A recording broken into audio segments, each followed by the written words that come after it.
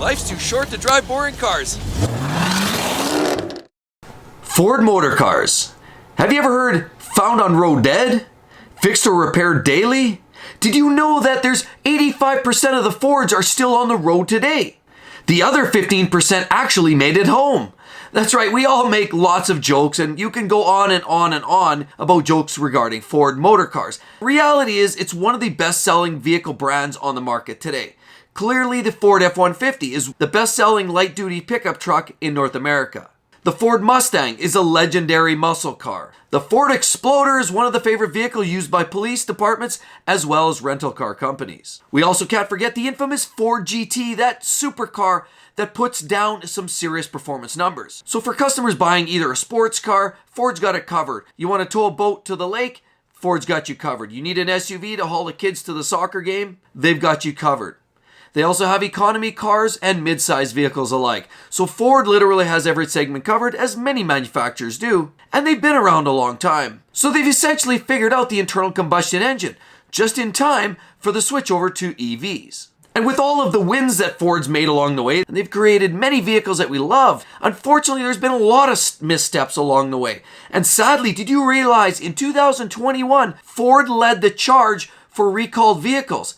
Well, what is a recall? A recall is a defect or a deficiency in engineering or design or construction that potentially creates a health and safety hazard with the vehicle. And sadly, Ford has literally beat Mercedes and BMW to that punch. And for example, a few of the major issues they're finding are roof racks blowing off the top of Ford Exploders. We have tailgates blowing open on a Ford F-150, causing potential hazard and harm to people driving behind them. Damaged drive shaft issues because of insulation falling down, and it wreaks havoc on the aluminum drive shaft on a Ford F-150. Windshield issues in the Ford Mustang Mach-E. Rear camera problems on the Escape and the Lincoln Corsair. The Escape hybrids as well, with an overvoltage condition charge on the battery, and we all know when you do that, that can potentially lead to fires and other hazards. Ford Transit vans, the commercial vans that people often use for their business and their livelihood, well, drive shaft issues there too. There's no shortage of potential problems within the Ford brand. And those are just recent recalls. Those are recalls within 2021. Let's talk more detail. The infamous Ford F-150 that's ever so popular. As a matter of fact, the best-selling pickup truck, again, as I mentioned, in North America.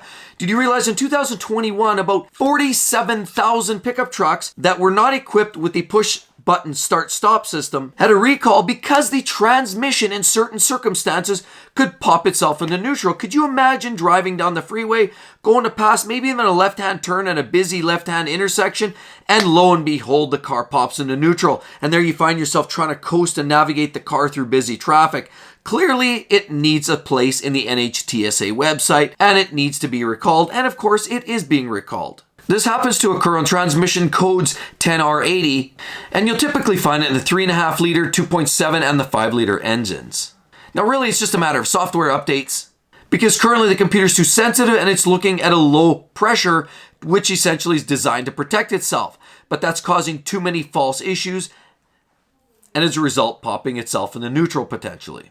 And there's a much more recent update with Ford recalling about 737,000 vehicles, specifically the Escape as well as the new Bronco with the 1.5 liter engine. Unfortunately, it's a twofold concern. There's a braking system that won't operate as expected, and the other one is a potential oil leak that can contribute to that may contribute to a fire under the hood.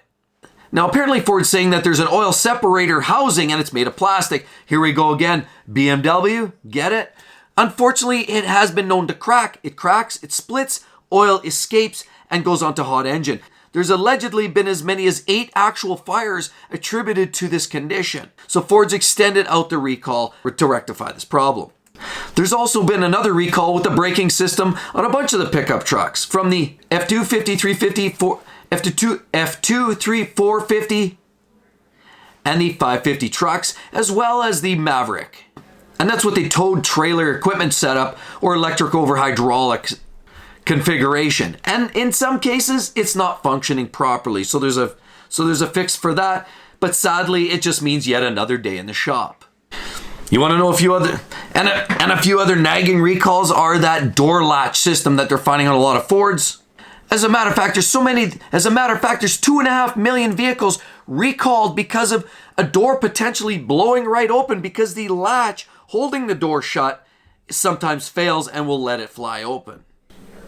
There also happens to be another issue in the Ford F-150, and it's about 344,000 vehicles allegedly having issues with brake fluid leaking. Of course, what that means, low brake fluid, low braking power, or the potential of landing the brake fluid off the brake master cylinder on hot exhaust manifold, and lo and behold, it's another potential for fire.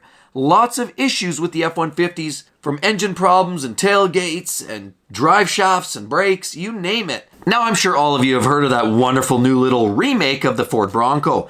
Everybody's been excited to get to it because the old Bronco has made a new resurgence, and the values are going through the roof to find a new old style of the Bronco.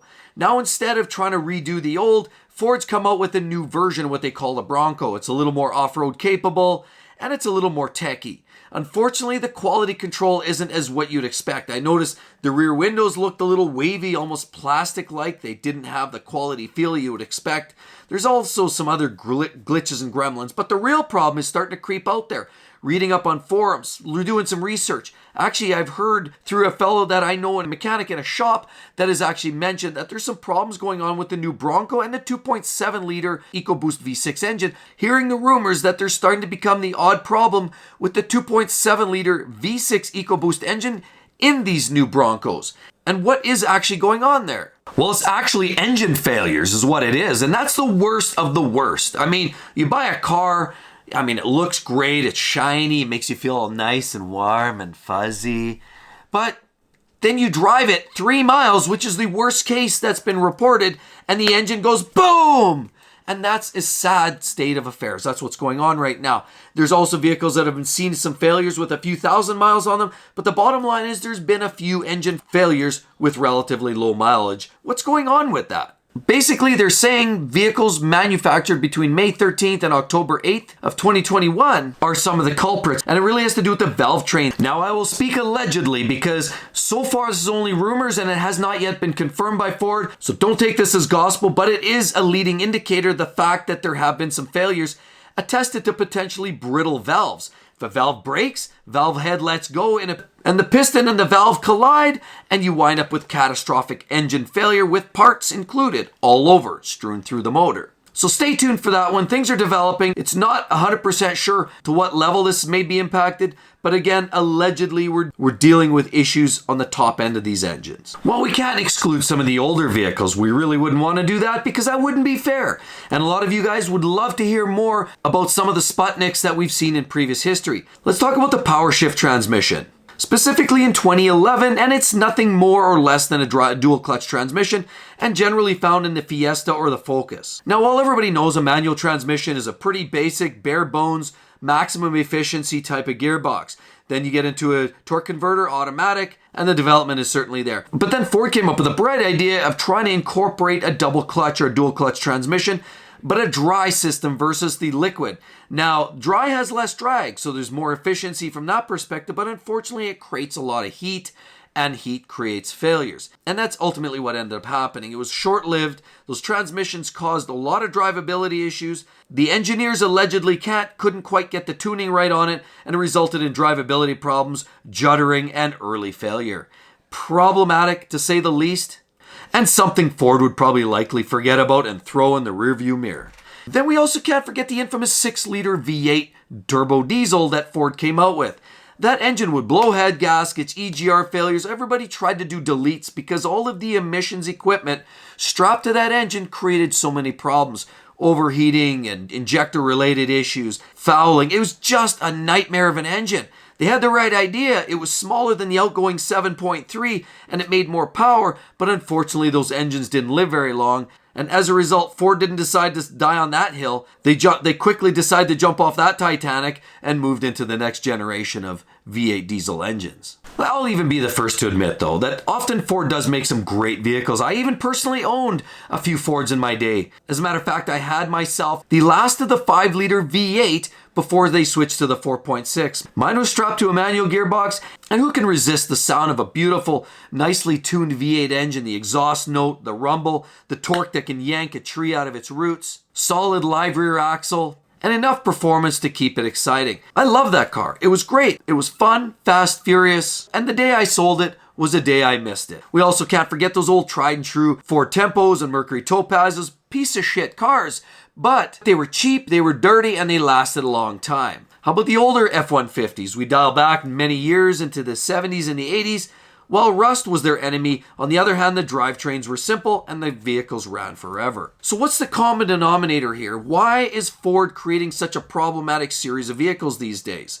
Well, unfortunately, they're on a wagon like a lot of manufacturers are today. There's too much technology. They're incorporating newer designs that challenge the limits and the fringes of reliability by pushing maximum efficiency. The electronics they're incorporating are often outsourced and of a lower quality, and that can contribute to issues, in my opinion. Quality control is often an issue. Clearly, when you have insulation falling off the bottom of a truck, wrapping itself around an aluminum drive shaft, why is that falling off? Clearly, there's a quality control issue. So as you can see, Ford has a multitude of little gems that they'd rather you not know about, or at the very least they'd rather forget about altogether. But if you have a great way of researching it, look at the history, understanding the problem areas in your specific vehicle of choice, you might even be able to find yourself a real winner. Think about the Focus RS. Fun little car, fast, furious, handles like it's on rails, and it's a rally-ready little vehicle. Can't forget a Mustang GT, can never go wrong there. And of course the Ford GTs and its racing heritage. Definitely a winner for the collector. Ford also proved to be one of the first to get to the turbo V6 when everybody said it couldn't be done and they said it doesn't have enough power to tow a trailer, when in fact Ford proved everybody else wrong while everyone else was still using a big, large, clunky V8. So in a lot of ways, Ford's very innovative. They try new things, they're testing the limits, and some of their technology does actually work. But sadly, it's a lot of that newer technology, plastics under the hood, quality control concerns, and just the ultimate need and greed to maximize profits year on year. So everyone, I hope you enjoyed the video, and if you did, right there, check out that video. It's all about the history of Kia and Hyundai and why you might reconsider buying one as your next new car. Hope to see you guys real soon. Catch you on the flip side. Bye-bye.